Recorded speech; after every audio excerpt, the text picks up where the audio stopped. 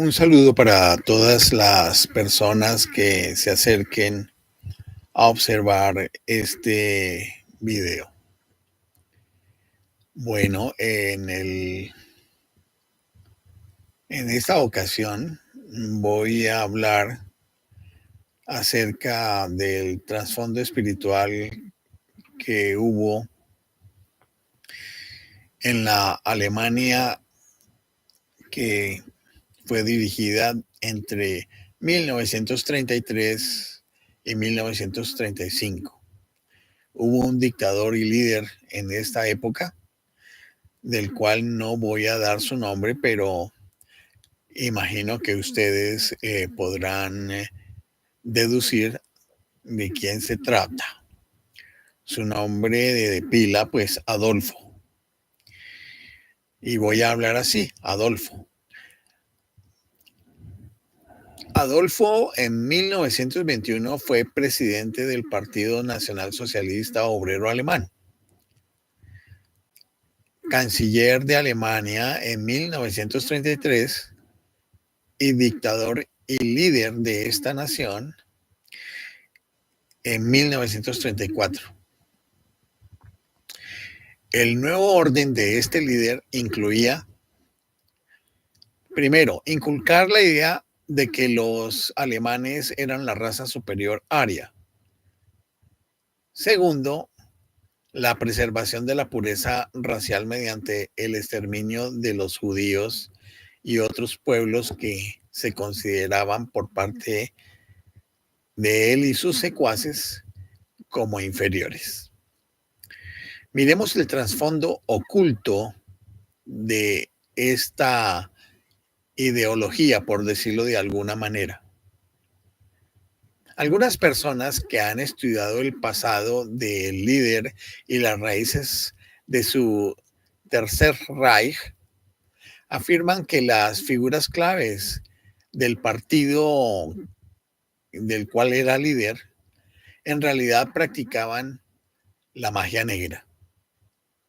Y aquí me voy a detener para explicar qué es la magia negra. La magia negra es la práctica científica del malvado. La magia negra es una función necesaria del mal, porque sin ella el mal no podría existir. La magia negra implica el mal uso de las energías de Dios para cualquier propósito que sea incompatible con la voluntad de Dios.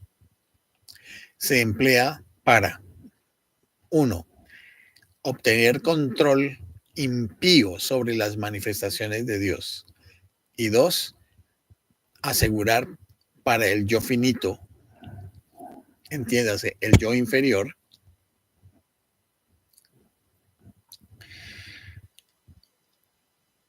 mediante la manipulación fraudulenta de la ley cósmica, las cosas de este mundo y del próximo mundo. Cosas como el dinero, la fama, el poder de manipular a los hombres y a las naciones, y el uso de las ventajas obtenidas para poder poner obstáculos en el camino de quienes aspiran a hacer la voluntad de Dios. Esta definición de magia negra amplia no es en ninguna manera universalmente aceptada, porque las personas en general no están ansiosas por admitir que en su propio odio, miedo, calumnia y desdén están perpetuando el velo de la energía que como una telaraña atrapa almas inocentes.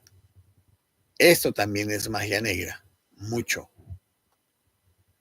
Una fuente define la magia negra como el uso del conocimiento sobrenatural con fines malvados, la invocación de poderes diabólicos e infernales para que puedan convertirse en esclavos y emisarios de la voluntad del hombre.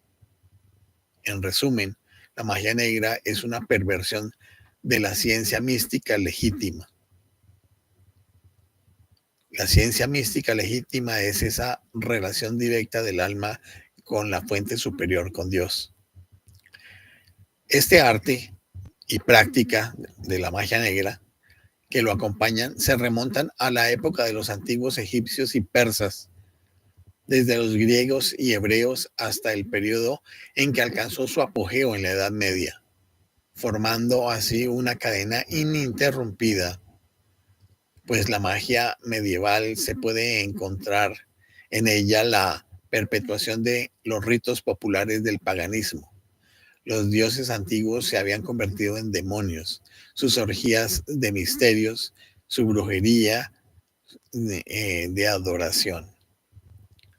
La razón por la que la gente recurre a la magia negra es que quieren resultados sin logro, sin mérito, poderes sin gracia, fenómenos en lugar de comunión con el cielo.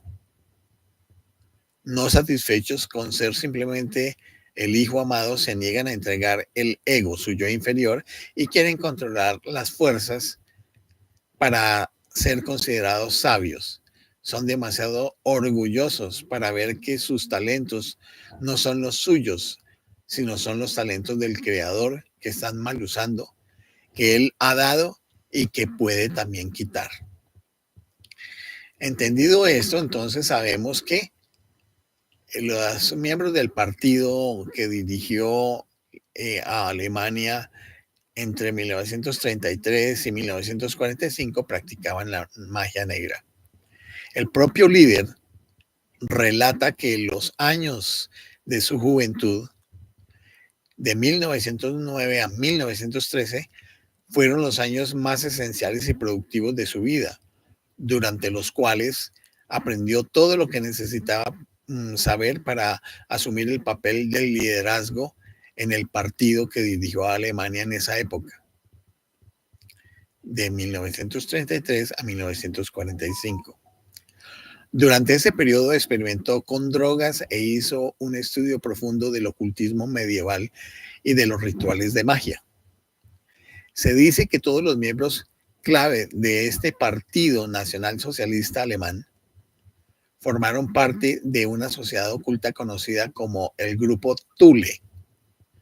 De acuerdo a lo que dice Trevor Ravenscroft, el círculo interno dentro de este Grupo Thule eran satanistas, es decir, adoradores de Satán, que practicaban la magia negra. Thule era el nombre del centro de una civilización desaparecida, al igual que la Atlántida, y por eso ellos le colocaron ese nombre. Los iniciados del grupo Thule creían que los grandes seres del mundo antiguo pondrían a su disposición una reserva de fuerzas que podrían utilizarse para permitir que Alemania dominara el mundo y se convirtiera en la cuna de una próxima raza de superhombres. El ejército alemán se propondría aniquilar todo lo que se interpusiera en el camino de su destino espiritual. Así fue como el mito sobre el cual fue fundada la doctrina de los arios. Heinrich Himmler, un lugarteniente del líder, organizó la despiadadamente eficaz SS, que eran las escuadras de protección del líder, no solo como una fuerza de policía secreta, sino como una orden religiosa. Los altos funcionarios de las SS estaban a cargo de una orden negra no oficial. Su doctrina se basaba en la creencia de una fuerza que sobrepasaba los poderes humanos ordinarios. Algunos dicen que el rito iniciático de los cadetes de las SS, la ceremonia del aire irrespirable, incluía la misa negra satánica. Otros lo interpretan como el momento en que los participantes fueron dominados por un completo estupor. La Gestapo de Himmler fue el instrumento del líder para liquidar a 30 millones de llamados por él subhumanos, la destrucción total de los judíos europeos, la intelectualidad polaca y una gran parte de la raza eslava. Aunque las SS eran una poderosa máquina política, la importancia de la Orden Negra era puramente mágica. La materia debe transformar para liberar la energía psíquica capaz de atraer seres desconocidos superiores. Por lo tanto, los campos de concentración eran una forma de magia. Los hornos de gas eran simplemente rituales de esa magia. Un ex líder de ese Partido Nacional Socialista Alemán llamado Hermann Rauschning, que desertó ante los aliados en 1940, dijo sobre el líder: uno no puede evitar pensar en él como un medium que estaba poseído por fuerzas externas a él, fuerzas casi demoníacas de las cuales el individuo llamado el líder era solo el vehículo temporal. Miremos las fuerzas de la oscuridad detrás de ese líder. La teoría de que el mismo líder o aquellos que usaron al Führer como herramienta estaban involucrados en magia negra. Esto puede explicar en parte por qué millones de alemanes quedaron atrapados en la causa del Partido Nacional Socialista Alemán. Además de las teorías anteriores, las tesis de la mensajera de la Gran Hermandad Blanca es que las entidades de la oscuridad funcionan en el plano astral de la existencia.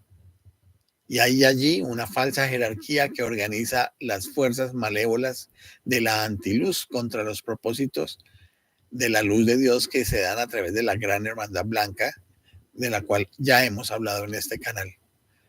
Y trabajaron a través de ese líder alemán y aquellos a nivel internacional que cooperaron con él en los crímenes cometidos en la Segunda Guerra Mundial contra no solo los judíos y los pueblos eslavos, sino también con pueblos también germánicos. Los años finales de este líder. La mayoría de las personas creen que Adolfo se suicidó el 30 de abril de 1945 en un refugio subterráneo del edificio de la Cancillería de los oficiales del Partido Nacional Socialista Alemán en Berlín durante uno de los ataques finales contra la ciudad al final de la Segunda Guerra Mundial. Pero sus restos nunca fueron encontrados porque, de acuerdo a los historiadores, este líder ordenó que se quemara su cuerpo. Para muchos, esta explicación no es satisfactoria. Demasiadas preguntas quedan sin respuesta. Por un lado, ¿por qué se casó con su amante de mucho tiempo, Eva Braun, solo para eliminarse a sí mismo con ella al día siguiente?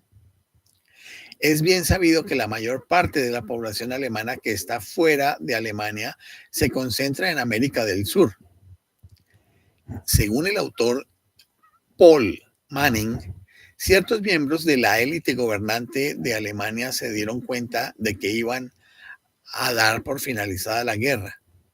Una de las personas que estaba al tanto de este hecho fue Martin Bormann, un asesor cercano al líder. Y entonces, como medida de precaución, Bormann, junto con algunos banqueros y oficiales de las SS, establecieron una organización conocida como Odessa para transferir la riqueza y sacar a los líderes del Partido Nacional Socialista Alemán de Alemania. Cuando terminó la guerra, esta organización Odessa comenzó a transferir las reservas de oro alemanas y a ayudar a los agentes de inteligencia derivados de ese régimen a escapar a otros países. Algunos de estos agentes llegaron a los Estados Unidos y asumieron nuevas identidades. Muchos fueron a Sudamérica. Estos exagentes de las SS pusieron en práctica su entrenamiento. Algunos se unieron a la Interpol, otros hicieron grandes fortunas comerciando armamentos porque había un excedente de armas después de la Segunda Guerra Mundial. E irónicamente, algunos de estos mercaderes de guerra incluso vendieron armas al emergente Estado de Israel. Recordemos que el Estado de Israel fue fundado en 1948. Mientras los criminales de guerra escapaban a Sudamérica, supuestamente sin conocimiento de los gobiernos occidentales, y parece que eso no es cierto, el expresidente de la Junta del Banco Chase Manhattan, John McCloy, era el alto comisionado de los Estados Unidos en el gobierno alemán de la posguerra, y otro banquero, el general William Draper, se sentó en la comisión Draper. Draper era socio de Dillon, Read Co., una firma de inversión de Nueva York dirigida por Douglas Dillon. Dillon Read fue una de las 3 principales firmas financieras que contribuyeron en gran medida a la construcción de las Fuerzas Armadas de Alemania. McCloy estaba también afiliado a la Fundación Ford, cuyo fundador Henry Ford contribuyó financieramente al ascenso del líder al poder. Esto que se sepa. Con el sistema político de los jerarcas del Partido Nacional Socialista Alemán, totalmente dependiente de este líder, su presencia en América del Sur fue crucial para llevar a cabo el sueño de un reino milenario con su Führer al timón, en la dirección. Veamos algo acerca de la posible muerte del Führer, del líder. A través de la visión interna, se le mostró al mensajero de la Gran Hermandad Blanca, Mark Prophet, que de hecho el líder no fue asesinado al final de la Segunda Guerra Mundial, sino que escapó en un submarino y se dirigió a un lugar previamente acordado, una ciudad muy pequeña en Brasil. Se sometió a una cirugía plástica para cambiar su apariencia. Mark describió toda la escena con gran detalle, las personas que estaban con él y su aspecto. El líder finalmente murió de muerte natural al final de la década de los años 60. Cuando salió de encarnación y entró en el plano astral, este ser que había tomado el sendero de la mano izquierda, el sendero de la oscuridad, usando el poder de Dios para encarcelar a las personas y matar a millones inmediatamente, atacó el foco de luz que sostenían los mensajeros de la Gran Hermandad Blanca en ese momento, que eran Mark Prophet y Elizabeth Clark Prophet. Al estar altamente evolucionado en el sendero de la izquierda, es decir, en el sendero de la oscuridad, reconoció que ninguno de los planes para los que había vivido podría llegar a buen término cuando la gente aprendiera las enseñanzas de los maestros. Así, desde el plano astral puso en marcha su ataque en un intento de destruir ese foco de luz y la enseñanza que venía a través de estos mensajeros. La ley cósmica dice que cuando eres atacado por un ser caído o un mago negro, puedes invocar la presencia de Dios y sus emisarios para la atadura y la remoción de ese ser. Entonces, los mensajeros se levantaron e hicieron el llamado. Nos estamos refiriendo a Mark y Elizabeth Clark Prophet, mensajeros de la Gran Hermandad Blanca. Y entonces lo vieron atado y que fue llevado a la corte del fuego sagrado para su juicio. Para él fue el juicio final. Tenía que rendir cuentas de todo lo que él había hecho en todas sus encarnaciones, no solo en aquella que fue marcada por el holocausto de los judíos, sino también de muchas encarnaciones anteriores por la infamia y la manipulación de las personas. Se leyó el registro en el libro de la vida por parte del ángel registrador. No estaba quien había sido el líder de Alemania, no estaba dispuesto a entregarse, a confesar al Cristo y a doblegar su rodilla como lo que había estado haciendo desde hacía 10,000 años de negación del Cristo. Y recordemos del Cristo, no estamos hablando del Cristo en Jesús, sino del Cristo cósmico, la mente divina, derivada de Dios Padre Madre. La eliminación del alma de este líder en la segunda muerte, que es la muerte del alma, fue la suprema misericordia de Dios para con este ser. Este líder había usado la energía de Dios para asesinar a Dios mismo encarnado en muchas almas. Había aprisionado la energía de Dios en un horrendo impulso acumulado de odio. Dios dice, no contendrá el espíritu con el hombre para siempre, porque ciertamente él es carne. Dios no permitirá que su energía sea aprisionada por siempre en nuestro odio, celos, ignorancia, nuestra oscuridad, muerte, rivalidades.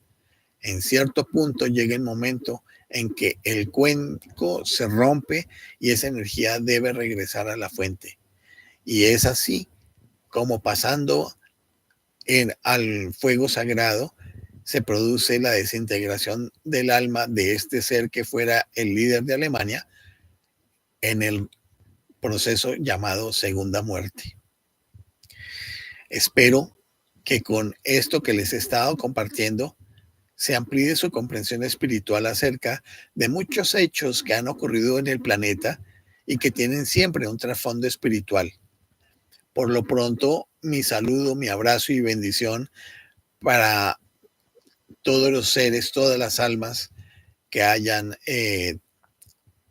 podido presenciar este video, este relato. Les invito a que le den clic a la manito arriba, se suscriban y toquen también clic en la campanita para estar pendientes de los próximos videos. Un saludo y gracias por su atención.